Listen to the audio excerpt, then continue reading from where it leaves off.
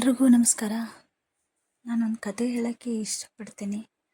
ಈ ಕತೆ ಕಂದಮ್ಮಗಳಿಗಾಗಿ ಒಂದು ಪುಟ್ಟ ಕತೆ. ಪೂರ್ತಿಯಾಗಿ ಕೇಳಿ.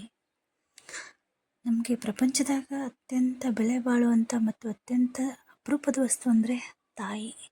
ಬೆಲೆನೇ ಕಟ್ಟಕ್ಕಾಗಲಾರ್ದಂತಹ ವಸ್ತುನೇ ತಾಯಿ. ತಾಯಿ ತ್ಯಾಗ ಅಂತೀರಲ್ಲ, ತುಂಬ ದೊಡ್ಡದು. ತಾಯಿ ಪ್ರೀತಿ, ತ್ಯಾಗ ಇದ್ರ ಮುಂದೆ ಯಾವುದೂ ದುಡ್ದಲ್ಲ. ಇದಕ್ಕಾಗಿ ಒಂದು ಕತೆ ಹೇಳೋಕ್ಕೆ ಇಷ್ಟಪಡ್ತೀನಿ. ಹೀಗೆ ಒಂದು ಕುಟುಂಬ ಇತ್ತು. ತಂದೆ, ತಾಯಿ, ಮಗ 3 ಜನ ಇದ್ದರು. ಬಡ ಕುಟುಂಬ. ಹೆಂಗೂ ಜೀವನ ನಡೀತಾ ಇತ್ತು. ಒಂದು ದಿವಸ ತಂದೆ ಹುಷಾರು ತಪ್ಪಿಡ್ತಾನೆ. ತಾಯಿ ಪಾಪ ಏನು ಮಾಡಬೇಕು. ತಾಯಿ ಮಗ ತುಂಬ ಕಷ್ಟಪಡ್ತಾರೆ. ಆದರೂ ತಂದೆ ಬದುಕೋದಿಲ್ಲ. ಕಾಲರಾರೋಗಿ ಬಂದ್ಬಿಟ್ಟು ಸತ್ತೋಗ್ಬಿಡ್ತಾನೆ ತಂದೆ. ತಾಯಿ ಮಗ ತುಂಬ ಕಷ್ಟಪಡ್ತಾರೆ. ಒಬ್ಬನೇ ಮಗ, ನಾನು ಬೆಳೆಸಬೇಕು ಕಲಿಸ್ಬೇಕು ಅಂತ ತಾಯಿ ಆಸೆ. ಹೀಗೆ ಒಂದು 4 ಮನೆ ಪಾತ್ರೆಗೆ ತೊಳೆದು ತಾಯಿ ಕಲಿಸ್ತಾಳೆ, ಬೆಳೆಸ್ತಾಳೆ. ಆದರೆ ವಿಧಿಯಾಟ ಒಂದು ಕಾಡ್ತಾ ಇರುತ್ತಲ್ವ, ಎಲ್ಲರಿಗೂ ವಿಧಿ ಅನ್ನೋದೇ ಕಾಡೋದು. ಹಂಗೆ ಇವ್ರಿಗೂ ಕೂಡ ತಾಯಿಗೆ ಒಂದು ಕಣ್ಣಿರಲಿಲ್ಲ. ಒಂದೇ ಕಣ್ಣಲ್ಲಿ ಜೀವನ ಮಾಡ್ತಾ ಇರ್ತಾಳೆ. ಮಾಡಿ ಮಗನನ್ನು ಕಲಿಸ್ತಾಳ, ಹೆಂಗೋ ಜೀವನ ನಡೆಸ್ತಾಳ, ಬೆಳೆಸ್ತಾಳ, ಓದಿಸ್ತಾಳ. ಏನಿದ್ರೂ ಸಹಿಸ್ಕೋತಾಳ. ಮಗ ಒಂದು ಮಾತಂದ್ರೂ ಸಹಿಸ್ಕೋತಾಳ. ಹಾಗೆ ಜೀವನ ನಡೆಸಿ ಮಗನ್ನ ತುಂಬ ಚೆನ್ನಾಗಿ ಓದಿಸ್ತಾಳೆ. ಹಾಗೆ ಮಗನ ಕಾಲೇಜಲ್ಲಿ ಒಂದು ಸಮಾರಂಭ ಇರುತ್ತೆ. ಹೋಗಿರ್ತಾಳೆ. ತನ್ನ ಮಗನ ಸನ್ಮಾನ ಸಮಾರಂಭ ನೋಡೋಕ್ಕೆ, ಸಾಧನೆ ನೋಡೋಕ್ಕೆ ತಾಯಿ ಹೋಗಿರ್ತಾಳೆ. ಅಲ್ಲಿರೋ ಗೆಳೆಯರ ಟೀಕೆ ಮಾಡಿಬಿಡ್ತಾರೆ.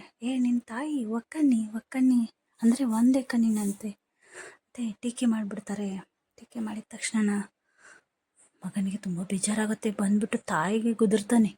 ಅಮ್ಮ, ನೀನು ಇನ್ಮೇಲೆ ನನ್ನ ಎದುರಿಗೆ ಬರಬೇಡ. ನೀನು ನನ್ನ ಸ್ನೇಹಿತರೆಲ್ಲ ಒಕ್ಕಣ್ಣಿ ಅಂತ ನನಗೆ ಅಸಹ್ಯ ಮಾಡ್ತಾರೆ ಅಂತ ಮಗ ತಾಯಿ ತುಂಬ ಬೈದ. ತಾಯಿ ತುಂಬ ನೋವು ಅನುಭವಿಸ್ತಾಳೆ. ಆ ದಿನ ತಾಯಿ ರಾತ್ರಿ ನಿದ್ದೆನೇ ಮಾಡೋದಿಲ್ಲ. ಹೀಗೆ ಒಂದು ಮಗನಿಗೆ ತುಂಬ ಮನಸ್ಸಿಗೆ ನೋವು ಮಾಡಿಕೊಂಡು ಮಗನಿಗೆ ಒಂದು ಪತ್ರ ಬರೀತಾಳೆ. ನೋವು ಮಾಡಿಕೊಂಡು ಏನಿರುತ್ತೆ ಅಂದರೆ, ಆ ಪತ್ರದಲ್ಲಿ, ಮಗನೇ, ನನ್ನ ಕ್ಷಮಿಸು. ನನ್ನಿಂದ ಇನ್ನು ಮುಂದೆ ನಿನಗೆ ತೊಂದರೆ ಆಗೋದಿಲ್ಲ. ನಿನಗೆ ಅಸಹ್ಯ ಆಗುತ್ತಂದರೆ ನಾನು ನಿನ್ನೆದುರು ಬರೋಲ್ಲ. ಒಂದು ಮಾತು ಹೇಳ್ಬೇಕಂದ, ನನ್ನ ಈ ಒಂದು ಕಣ್ಣಿಗೆ ಕಾರಣ ನೀನು. ಚಿಕ್ಕ ಹುಡುಗನಿದ್ದಾಗ ಚಿನ್ನಿದಾಂಡು ಆಟ ಆಡುವಾಗ ಕೋಲು ಬಂದು ಕಣ್ಣಿಗೆ ತಾಕಿತ್ತು. ವೈದ್ಯರು ಚಿಕಿತ್ಸೆ ಮಾಡಿ ನೀನು ಒಂದು ಕಣ್ಣನ್ನು ತೆಗಿಬೇಕು ಎಂದರು. ಆ ಒಂದು ಕಣ್ಣನ್ನು ನಾನು ನಿನಗೆ ಕೊಟ್ಟಿದ್ದೇನೆ ಕಂದ. ನೀನು ಚೆನ್ನಾಗಿ ಅಭ್ಯಾಸ ಮಾಡಿ ದೊಡ್ಡ ಅಧಿಕಾರಿ ಆಗಬೇಕು. ಅದೇ ನನ್ನ ಆಸೆ ಕಂದ.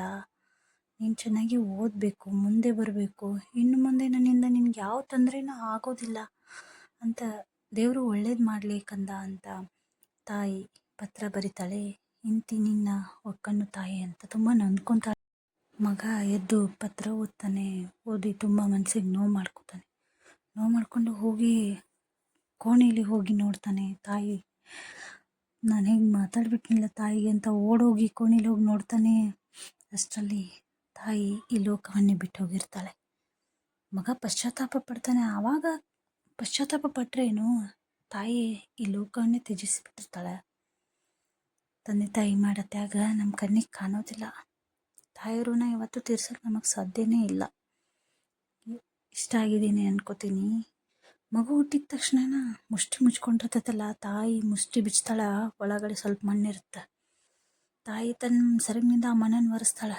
ತಾಯಿ ಮೊದಲನೇ ಮಾಡೋ ಕೆಲಸನ ಅದು. ಆ ಮಣ್ಣು ಒರೆಸಿದ ಕೆಲಸಕ್ಕೆ ನಾವು ಋಣ ಎಷ್ಟು ತೀರಿಸ್ತೀವಿ ಅಂದರೆ, ದೊಡ್ಡವರಾದ್ಮೇಲೆ ನಮ್ಮ ಚರ್ಮನ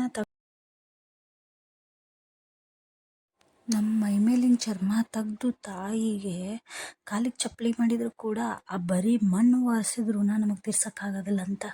ಇದೇ ಒಬ್ಬ ಕವಿ ಹೇಳ್ತಾನೆ ಈ ಒಂದನ್ನ. ಅದು ತಾಯಿ ಋಣ ಇವತ್ತು ನಮಗೆ ತೀರ್ಸೋಕ್ಕಾಗೋದಲ್ಲ. ಅದಕ್ಕೆ ತಾಯಿ ಕಳ್ಕೊಂಡ್ಮೇಲೆ ನಮಗೆ ತಾಯಿ ಬೆಲೆ ಏನಂತ ಗೊತ್ತಾಗುತ್ತೆ ನೋಡಿ ಸ್ನೇಹಿತರೆ.